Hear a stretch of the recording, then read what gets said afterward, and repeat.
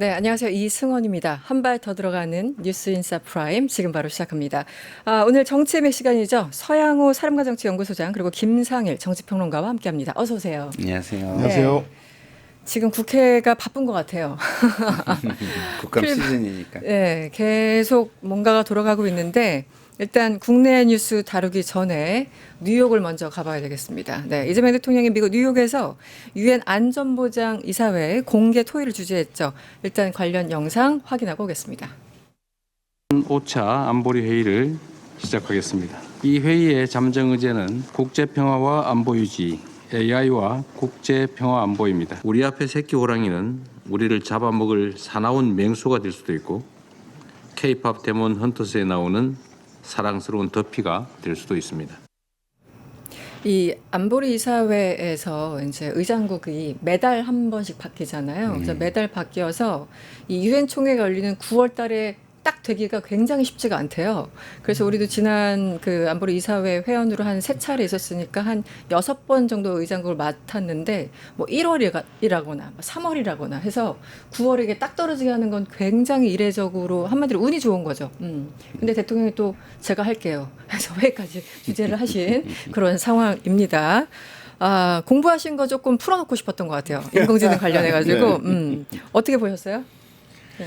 일단은 뭐 안보리라는 게 주는 상징성이라는 게 있잖아요. 전 세계의 문제를 해결하거나 방어하는 최고의 회의. 네. 이런데 우리 대통령이 의장으로 앉아 있다. 이게 주는 어떤 이미지적 자긍심 이런 게 굉장히 국민에게 클 것이다. 있죠. 이런 네. 생각이 들어요. 그리고 특히나 우리는 한국 전쟁 뭐 이런 걸 통해서 유엔의 어떤 의미를 많이 공부를 하고 그거에 대해서 나름의 어떤 뭐 또 국제기구에서 한번 일해보고 싶다라는 뭐 동경 같은 거를 가지고 자란 사람들도 꽤 있었어요. 그렇죠. 지금 세대는 어떤지 모르겠지만 그런데 대통령이 대한민국의 대통령이 안보리 회의를 주재한다. 굉장히 좀 약간 감개무량하다 이런 느낌을 가진 사람들이 되게 많았을 것 같고요. 네. 저도 좀 그런 생각이 좀 이렇게 좀 약간 살짝 울컥하는 뭐 그런 정도의 그런 그 감개무량함이 있었다 이런 말씀을 드립니다. 그 유엔을 보고 거기서 동경을 품으면서 자라온 사람이 바로 접니다. 아. 저 2008년에 고백을 하자면 2008년에 유엔 시험 보러 갔다가 시험은 잘 봤어요. 6시간 동안 화장실도 못 가고 시험 봤는데 떨어졌어요. 네. 근데 그 당신이 떨어졌다라는 거를 1년 뒤에 알려주더라고요. 그래서 네. 가슴 아프네 갑자기. 네. 사실은 저도 이제 동경을 하면서 자란 사람이에요. 그리고 저는 이제 유엔 인권 50주년 회의에 한국 대표단 유엔 인턴으로 제가 가셨어요? 한 달 동안 인턴으로 뭔가 다 유엔과 관련이 있거든요. 저는 네.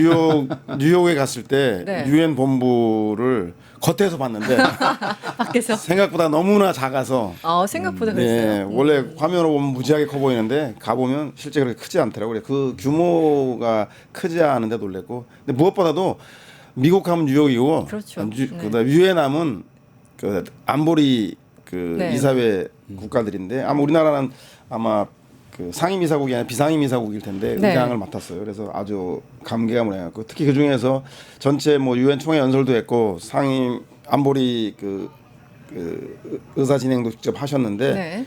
뭐 한국이 돌아왔다라는 걸 선언한 그런 것이 가장 역사적 장면이 아니었나. 그렇죠. 네. 잘 아시다시피 우리나라가 경제 강국 10대 경제 강국이고 군사력은 5대 강국이에요. 그리고 K 한류 문화로 문화 국가로서 세계를 선도하고 있는데 네. 이게 윤석열이 집권하자마자 완전히 나라 꼴이 만신창이가 됐죠. 뭐 국격은 온데간데 없고 그렇죠. 네.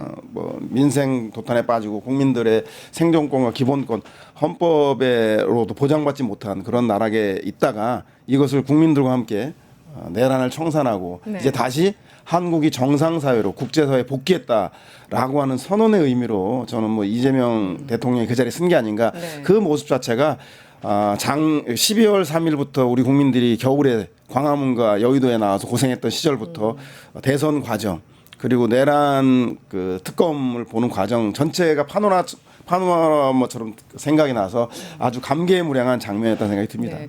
아까 제가 약간 농담적으로 공부하신 거 공유하고 싶었던 것 같다라고 말씀드렸는데 사실은 한국이 돌아왔다라는 걸 기조연설로만 말하기는 좀 아쉬웠을 거예요. 그래서 이제 안보리 회의를 주재하면서 정말 각인시키려고 했던 그런 네. 노력의 과정들이 아니었나 싶고요. 어제 회의도 너무 굉장히 상당히 의미가 있었던 것 같습니다. 그런데요.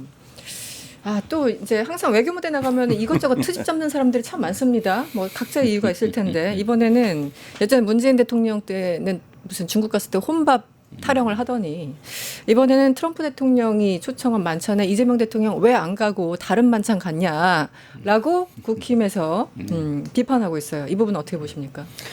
모든 국내의 진영의 이익은 외교 앞에 멈춰야 한다라고 많이들 얘기하죠. 그렇죠. 지금 한창 협상이 진행이 되고 협상을 위해서는 수많은 전략이 강구가 되는 겁니다. 네. 그 내막을 모르는 사람이 바깥에서 하나하나 지적하기 시작하면 협상력이 떨어지는 거예요. 네. 그러니까 우리가 지금 얼마나 고민을 많이 하고 있겠어요. 이 패권 국가와의 협상을 잘 해내기 위해서 나름의 고민을 굉장히 많이 한 네. 결과예요. 그 네. 결과는 그리고 어떻게 나올지 아무도 몰라요. 그러니까 지금 국민의힘 말대로 뭐 수많은 정상들이 모여 있는 데 가서 줄 서 가지고 한 4초, 10초 그 트럼프하고 사진 한 장 찍는 게 효과가 있을지 네. 아니면 트럼프에게 좀 효과가 있는 사람들, 그러니까 오히려 우리나라의 웬만한 인사보다 네. 미국 내에서 영향을 미칠 수 있는 사람들을 섭외하는 게 더 난지 네. 이거는 누구도 판단할 수 없는 겁니다. 네. 그건 국민의힘도 판단할 수 없고 우리도 그게 더 영향이 있을 거라는 나름대로의 판단 하에서 움직이지만 결과가 어떨지는 알지 못해요. 그러나 최선을 다하고 있는 모습은 맞잖아요. 그렇죠. 근데 거기다가 찬물을 끼얹는다? 좀 이렇게 열을 좀 이렇게 가해가지고 자꾸 가야 되는데 네. 이거는 제가 볼 때는 자기 이익에 너무 매몰된 진짜 간신배 같은 행위다라는 네. 생각이 들어요. 아니 외교나 연애도 밀당이 있잖아요. 그럼요. 네. 맨날 그 여자친구 집 앞에 찾아가고 맨날 문자 보내고 그러면 상대가 질려. 지치죠. 네. 그럴 때 소식을 갑자기 끊을 때 주목을 받는 것처럼 아마 물론 그 외교 당국에서 통상 협상에 관련된 전술도 있겠지만 네. 그 시간에 보다 더 중요한 국익을 챙겨야 될 부분이 있었을 거라는 생각이 들고요. 네. 그리고 굳이 아까 말한 대로 짧은 기간 사진 찍기보다 네. 내실 있는 그 협상을 위해서 저는 일종의 뭐 밀당으로도 해석할 수 있지 않느냐 생각이 들어서 국민의힘도 여당 해봤잖아요. 알면서 이렇게 얘기하니까 더 트집 잡는 거죠. 짜증나고 그래서요. 이런 건 크게 논평할 필요는 없을 것 같고 결과가 말해줄 것이라는 생각이 듭니다. 저는 그러니까 최근에 사실 그 네. 시간에 대통령이 아무것도 안 한 게 아니고 다른 행사가 있었죠. 지한파 인사들을 네, 네. 만난 거잖아요. 뭐 우리 대사를 했던 스티븐 캐서린이라든가 뭐 어쨌든 그 포린 어페어스의 뭐 네. 주요 인사라든가 이런 사람들을 만난 거거든요. 그렇죠. 그러면 네. 그런 사람들은 미국 자국 내의 여론을 일정 정도 또 주도하는 인물 중에 하나예요. 그렇기 때문에 그런 오피니언 리더들을 공략하는 어쨌든 나름의 다른 전략을 가지고 간 거거든요. 네. 그런데 그게 뭐 어떻게 나타날지 알지도 못하는 상황에서 그리고 그런 것들에 오히려 힘을 실어주고 상황에서 함께 이 상황을 극복해야 할 국민을 위해서 뛰어야 할 자신들도 선출직 지도자들이잖아요. 네. 근데 이런 식으로 그냥 자신들의 당략 이것만을 위해서 국익을 나몰라라 하는 이런 모습은요 정말 국민의 지지를 받을 수 없다 이런 말씀을 드립니다. 아니 저는 이제 최근에 미국 출발하기 바로 직전에 주말에 페북에 자주국방 얘기를 하셨잖아요. 이재명 대통령이. 그래서 노무현 대통령을 소환하지 않았습니까? 그런데 이번에 또 이걸 보면서 제가 느꼈던 거는 노무현 대통령이 2002년에 그런 얘기 했잖아요. 내가 사진 찍으러 미국에 가지 않겠다. 그런데 저는 그 말이 딱 떠올랐어요. 왜냐하면 정말 실용적으로 자기가 필요한 곳만 간 거거든요. 그냥 정말 트럼프랑 잠깐 5분, 10분 사진 찍으려고 갔던 게 아니고. 그리고 예전에 이명박 때였는데 그때 오바마였나요? 같이 그 카운터파트가. 오바마의 비서실장 하던 사람이 나중에 책을 냈는데 아니 저 한국 사람들 이명박 정부 사람들이 오바마 단 1분이라도 만나게 해달라고 그렇게 아우성을 쳐서 내 참 민망했다는 걸 나중에 회고록 했습니다. 얼마나 민망해요. 3분 5분 만나고자 그렇게. 그렇죠. 그러니까 우리가 강대국이기 때문에 통상 협상에 있어서 절대적 약자일 수밖에 없는데 네. 또 다른 카드가 한국이 가지고 있는 게 많잖아요. 그러니까 네. 주한미군 주둔이 한반도에 있는 이유가 우리 안보 때문이기도 하지만 또한 미국의 패권 전략 때문이기도 있죠. 그렇죠. 특히 전 세계에서 가장 훌륭한 그 평택 미군 기지를 우리가 제공하고 있지 않습니까? 그렇죠. 저는 그런 거 협상 카드가 될 수 있다고 생각이 되기 때문에 너무 끌려가는 협상의 묘미는 아까 말씀드린 것처럼 그 예측 불가능 속에서 자기의 카드를 언제 적절하게 꺼내는가가 가장 중요한 것처럼 전체적 과정들을 보시고 좀 판단을 해야지 네. 하나하나 순간을 가지고 판단해서는 안 된다는 생각이 들고 이번 방미 성과에 대해서도 잘한 건 잘했다. 외교 앞에서는 여야의 정쟁을 좀 뒤로 하는 것들이 여당을 해본 국힘의 현명한 모습이 아닌가 생각이 듭니다. 그리고 네. 좀 제가 볼 때는 알면서도 이러는 것 같긴 해요. 이 관세라는 게요, 미국 내에서도 네. 굉장히 첨예한 논쟁이 있어요. 인기가 소송, 그렇게 높지 않아요. 네, 그리고 소송까지 지금 진행이 되고 있는 겁니다. 네. 지금 뭐 소송을 통해서 트럼프의 관세 정책이 잘못됐다는 판단이 나왔다가 그다음에 또 이제 트럼프가 또 이제 역공을 취하면 또 이게 또 뒤집어졌다가 또 법원이 또 잘못됐다고 했다. 이런 논쟁이 지금 있는 거예요. 네. 그러면 그런 속에서 우리 대통령께서 재무부 장관도 만났단 말이에요. 미국에. 재무부 장관은 그 관세와 관련해서 약간 비판적인 전통적인 경제학자 출신이란 말이죠. 그러니까 그런 류의 사람들을 자국 내에서 네. 만나서 우리 쪽의 주장을 강화하는 거예요. 네. 우회적으로 네. 강화하는 거, 간접적으로. 그렇잖아요. 지금 관세와 관련해 가지고 만약에 자국 내에서 전통적인 경제를 그 뭐랄까요? 굉장히 뭐랄까 그러니까 지지하는 네, 네. 지지하는 쪽에서 우위를 점하면 이 관세 정책은요. 사실은 우리가 협상하는 것보다 더 뭐랄까요? 기반이 무너져 내리기 때문에 그 힘을 네. 잃을 수가 있는 거잖아요. 네, 네. 그러면 우리는 우리 입장에서 그 미국 내에 우리가 바깥에서 얘기하는 것보다 우리가 이제 종교 개혁도 그렇잖아요. 종교 개혁할 때 바깥에서 때리면은 뭉치니까 안 된다. 그래서 종교인들을 많이 설득하자 이런 얘기도 우리가 그 과거에 많이 네. 했었잖아요. 그런 것처럼 지금의 미국이 외부에서 때리는 게 더 좋은 전략이 아닐 수도 있다. 이런 거 뻔히 알 텐데 일부러 이러는 거예요. 어쨌든 연방대법원에서 이 관세가 대통령이 가진 권한인가를 11월 달에 최종 이제 판단하는 그 절차를 밟는다고 하니까요. 그때 법원에서 어떻게 뒤집힐지 모릅니다. 어떻게 물론 이제 뒤집힐지 몰라요. 연방대법원이 물론 이제 보수 우위이긴 합니다만 최대한 시간을 끌고 국익을 포기한 일이 없기를 바랍니다. 이제 드디어 국내 정치를 한번 와볼까요? 정부조직법 개정안이 처리될 것 같네요. 조만간 지금 필리버스터가 진행 중이죠. 이게 참 검찰청 폐지 얘기를 언제부턴가 이게 언제부터 나왔던 얘기죠? 1949년에 네. 76년 동안 검찰이 존재하다가 아마 검찰청은 그 문민정부 시절이 네. 들어서면서 국정원 등 권력기관을 그 약화하자라고 한 논의 또 시작됐으니까 민주화운동 이후면 뭐 4, 50년 됐다고 영은 따져볼 수 있을 것 같습니다. 구체적으로 언급된 건 아마 그 노무현 대통령 이후부터 됐는데 아마 그 원래 근본적인 권력기관 분산은 한 4, 50년 정도 되지 않았나 생각이 드네요. 네. 드디어 검찰청 폐지가 드디어란 단어를 꼭 쓸게요. 드디어 검찰청 폐지가 눈앞에 왔는데 어떠십니까? 그동안 논의 과정을 뭐 오랫동안 지켜보셨잖아요. 어쨌든 이것은 검찰에 대한 국민 불신의 결과라는 점에서 네. 검찰은 좀 반성을 해야 할 것이고요. 그리고 어쨌든 개혁을 이루어가는 저희 같은 어떤 주체 입장에서는 네. 이것이 국민에 대한 평가가 정말 좋게 나올 수 있게 안착시키고 제대로 작동할 수 있게 하는데 굉장히 공을 많이 들여야 할 것이다. 네.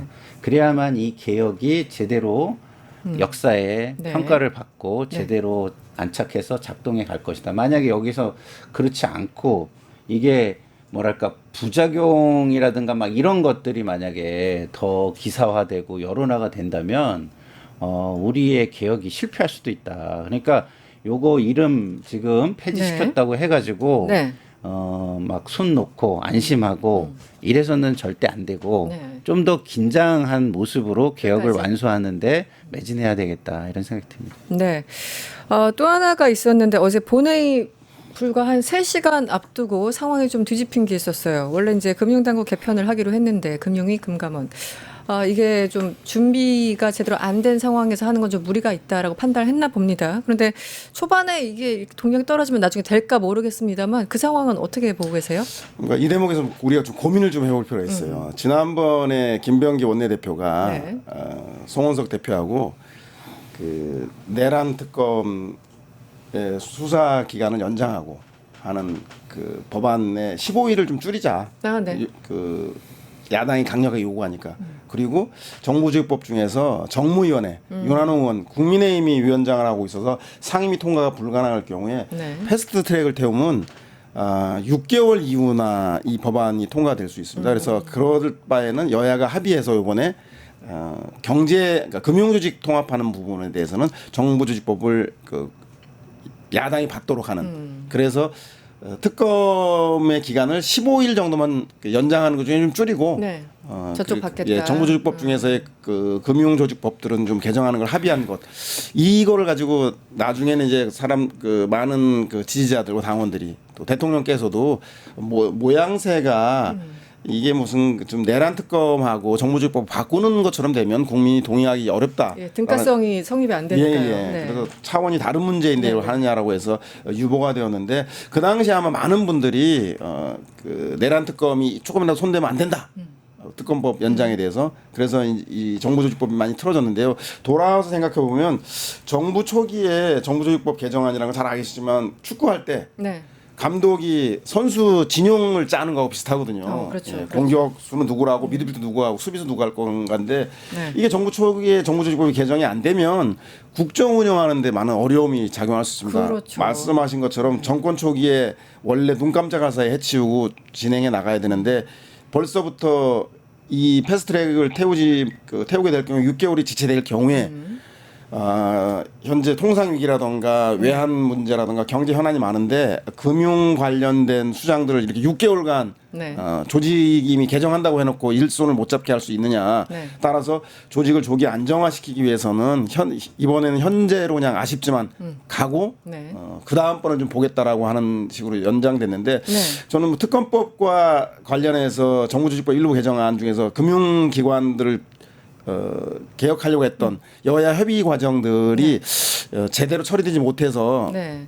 정부조직법 내에서 이번에 금융조직들이 좀 불발된. 빠지게 되는 핵심적인 원인이 아닌가. 그래서 이 문제를 천천히 복귀해 보면서 당정 대통령 비서실간의 새 관계에 대해서 한번 좀 고민해볼 그 시사점 있는 게 아닌가 생각이 듭니다. 평론가님 어떻게 보세요 이 문제? 뭐 저는 뭐 경제만 한 거의 뭐 오래 하셨죠. 예, 오래 했죠. 네네. 한 18년 했는데 저는 실용적인 판단을 한 거다라고 이번 봐요. 결정이? 예. 왜냐하면 이제 금융이라는 게 네. 우리가 잘 모르는 분들이 많으실 텐데 어려워요. 금융이나 어렵지만 어마어마한 이익이 거기에 다 있습니다. 그러니까 그 신체로 하면은요 이 피 돌고 있는 피하고 똑같은 게 금융이에요. 네. 이 혈관하고 똑같은 게 금융입니다.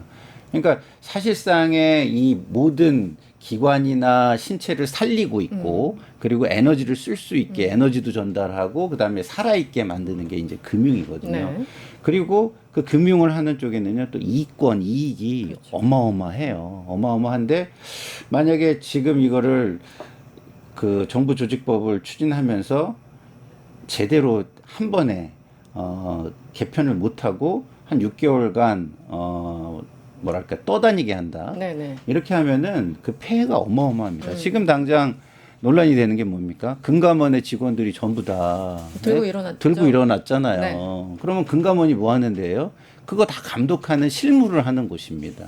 그러니까 뭐 김어준의 뉴스공장에서는 뭐 다 퇴사시켜 약간 농반진반이었긴 뭐 했습니다.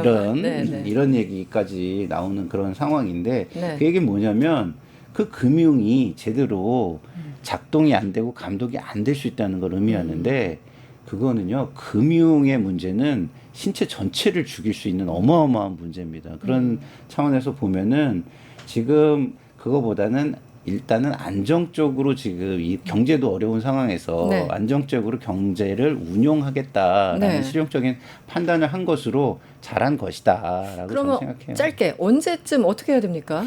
그러니까 이게 그 6개월 이렇게 이런 식으로 늦어지지 않게 법안을 한 번에 바꿀 수 있을 시기에 그때 딱 같이 하는 게 맞는 거죠. 예, 이제 지금 좀 이제 쭉 처음에 지금은 사안들이 너무 많다 법안이 보니까. 표류하면 네. 사람들이 어떻게 생각하겠어요? 이게 뭐 내가 6개월에 어떻게 될지 모르는데 나 여기서 일할지 아니면 기재부로 저기 재경부로 가서 일을 할지 이런 거 모르는데 이거와 금감원은 6개월간 싸워봐야지 네. 이렇게 생각할 거 아니에요. 네, 네. 그럼 금감원도 안 움직여 이렇게 되기 때문에 양쪽 다. 이 제도가 네. 딱 개편이 될 수 있게 네. 있을 때, 준비해놓고. 그럴 때 하는 게 맞다고 생각합니다. 알겠습니다. 본회의 어제 본회의가 있었는데 국민의힘이 항의에 나선 장면이 있었죠. 바로 이 부분인데요. 어떤 일이 있었는지 확인하고 오겠습니다.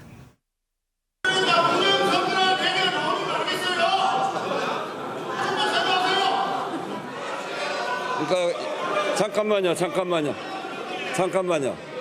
이게 문제는 부정투표라고 하는 거는 명백한 증거가 있어야 되는데 부정투표라고 얘기하면 그 의심은 끝이 없습니다.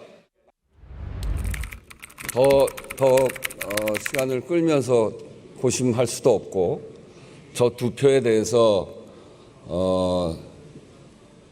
의사 정리권을 갖고 있는 의장이 최종적으로 결정할 수밖에 없을 것 같습니다.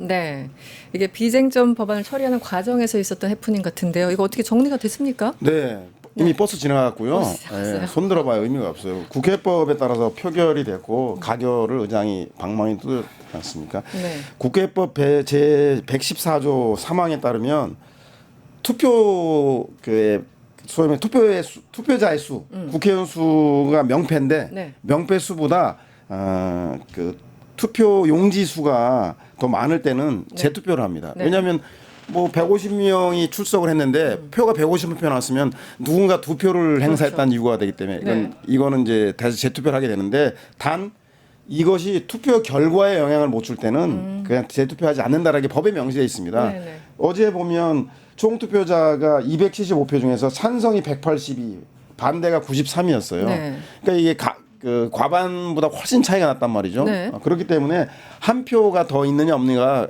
무의미하니까. 찬반에 무의미하다라고 해서 국회법에 따라서 표결이 된 거고 네. 사실상 잘 아시겠지만 제적이 나 왔어 하고 이제 명패를 거는 네. 오프라인으로 거는 게 있고 또 투표할 때 전자식으로 나 재석 버튼을 누르는 게 있는데 이것이 꼭 일치하지 않습니다. 네. 현장의 실무와 착오 때문에 네. 그리고 종종 많은 거는 출석은 했는데 표수가 부족한 경우는 많아요. 뭐 화장실 간다. 기권을 한다던가 잠시 딴 일을 본다던가. 근데 약간 이례적이긴 하나 표수가 더 많을 때도 있는 거죠. 그렇기 때문에 국회법 제 114조 3항에 이런 사정이 있었기 때문에 이런 조항을 만들어 놓은 거 아니겠습니까? 그래서 부정투표라고 얘기하는 이 법안을 부결시키고 싶으면 국민의힘 마음은 알지만 법률에 의해서 뭐 아무런 문제가 없고 상식적으로도 네. 과반보다 훨씬 많은 182대 93이라고는 더블 스코어하기 때문에 한 네. 표가 큰 의미가 결과에 없네요. 의미가 없기 때문에 국회의장이 국회법에 따라 결정하기 때문에 저는 뭐 네.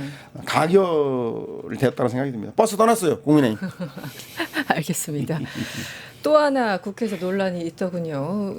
총무 비서관이죠. 김현지 총무 비서관이 네. 출석 여부를 두고 지금 며칠째 좀 시끄러운 것 같습니다. 이런 가운데 친명이라고 분류되는 김영진 의원이 또 어제 라디오 인터뷰에서 아니 나와야지 뭐 하는 거야. 그리고 이제 또 추미애 의원에 대해서 또 한마디 한 것 같고 등등 여러 가지 발언이 있었는데 일단 총무 비서관은 늘 나오는 겁니까? 네. 늘 나오는 거다. 그러니까 이게 저는 모르겠어요. 운영위가 대부분 이제 초선 의원님들이 많잖아요. 이제 부대표라 그래가지고 그렇죠. 원래 원내 대표가 위원장 내지는 간사를 하면서 거기 부대표들이 쭈르륵 들어가게 돼 그렇죠. 있거든요. 그러다 보니까 이제 초선 의원님들이 좀 많은 것 같아요. 그래서 좀 이런 해프닝이 있었던 것 같은데 대통령실은요 기관이에요. 네. 국감에서는 기관 증인과 일반 증인으로 나눠집니다.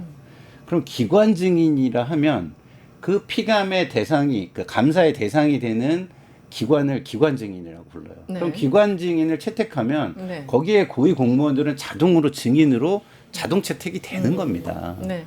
근데 이제 관행상 옛날에는 이제 민정수석은 네. 뭐랄까요? 검찰과 소통을 하는 곳이었기 때문에 뭐 안 나온다든가 뭐 이런 몇 개의 관행이 있었을 뿐이에요.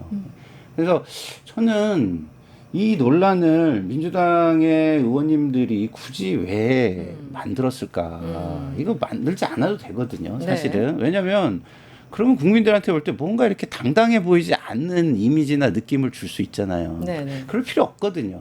그리고 대통령이나 지금 뭐 김현지 비서관이나 나와서 하려는 마음이 없었겠어요? 저는 뭐 당연히 나온다라고 생각하고 있었을 거라고 보는데 네. 이게 뭐 아까 선배님 말씀 들어보니까 국민의힘의 낚시에 걸린 것 같은 생각이 좀 들어요. 아, 그래요? 예, 예. 네. 그러니까 저쪽에서 뭐 아까 말씀을 들어보니까 뭐좀 이따 뭐 설명해 주시면 좋을 것 설명해 주세요. 같은데. 네. 그래서 이거는 뭐 이렇게 저렇게 얘기할 필요가 없다 그냥. 네. 예? 늘 하던 대로 그냥 예, 하면 그러니까 된다. 하던 대로 그냥 하면 된다 이런 네. 생각이 들어요. 아니, 저도 어저께 약간 그 청진기를 이렇게 막 이렇게 돌려봤는데 아 의원들도 조금 난감해하는 듯한 분위기도 읽혔어요. 네. 그렇죠. 그 난감한 문제인데 문제는 저는 이렇게 좀 봐야 된다 생각이 드는데 뭐냐면 1년의 그 최대 시즌이 가을이잖아요. 그럼요. 그런 것처럼 국회 활동의 가장 핵심이 국정감사입니다. 네. 1년 농사를 져서 결과를 보는 시기 때문에 네. 따라서 국정감사는 여야가 첨예하게 대결합니다. 네. 야당은 그 창으로서 찌르려고 하고 여당은 방패로 막아야 됩니다. 그래서 기세 싸움이 대단히 중요한데 아마도 대통령 비서실을 다루는 운영위원회에서 이제 피감 기관을 정하는데 평소에는 그냥 대통령 비서실로 기관을 정하고 그러면 비서실장을 비롯한 주요 수석 비서관들이 참여하게 됩니다. 그런데 이번에는 유독 김현지 총무비서관을 콕 찍었어요. 증인으로 출석하라고. 그러니까 초반기에 국민의힘 쪽에서. 국민의힘에서 찍으니까 그렇겠죠. 이번 그 운영위원회 국정감사 쟁점이 김현지가 될 거라는 게 보이잖아요. 네. 이빨을 드러냈으니까 아마 민주당의 여당 위원들은 여기 김현지 국감을 만들 필요가 있느냐 따라서 응하지 말자라고 초반 기세 싸움에서 바람 빼기, 김 빼기 작전을 해버린 겁니다. 네. 아니 서울의 남산타워가 상징이듯이 네. 대통령 비서실 상징은 비서실장 아니겠습니까? 강원식 한 명이면 충분해. 그래 그 논리로 이제 막았는데 네. 아까 우리 평론가님 말씀하신 것처럼 네. 초반에 이제 첫날 그 기간 감사를 하고 마지막에 마무리 종합 감사가 있거든요. 네. 아마 그때는 이제 기세 싸움에서 민주당이 니네 작전에 말리지 않겠다고 이번엔 뺐으니까 아마 저는 그냥 원래대로 네. 그냥 기관 출석하면 비서실장 오면 제일 중요한 사람들이 정무수석이라던가 네. 그리고 총무비서관이 옵니다. 통상적으로. 그래서 출석해서 이제 초반 기는 잡았으니까 호락호락하지 않다고 해서 김현지 총무비서관이 생각보다 아주 야무지고 지혜로운 분이에요. 그래서 잘 대응해 나가리라 생각이 듭니다. 오늘 오전에 그 동아일보 단독 기사 오늘 새벽 3시에 올린 기사에 김현지 비서관 내달 국감에 나온다고 합니다. 여당 관계자를 인용했는데요. 김 비서관이 증인으로 국감에 출석하게 될 것이다. 얘기했고 어쨌든 여러 가지 이제 친명계에서 아까 이제 김영진 의원 등등 친명계에서 우려가 나오니까 이런 결정을 내린 것 같습니다. 원내 지도부가 초반 기싸움 한 거예요. 그렇게 생각할 필요가 기싸움. 있습니다. 네. 예, 예. 근데 이런 논의 자체가 네. 저는 불필요하다고 보는 거예요. 왜냐하면 그런 점도 있죠. 못마땅해. 왜냐하면 기관 증인이라는 것은 네. 예를 들어서 김현지 비서관을 뺀다.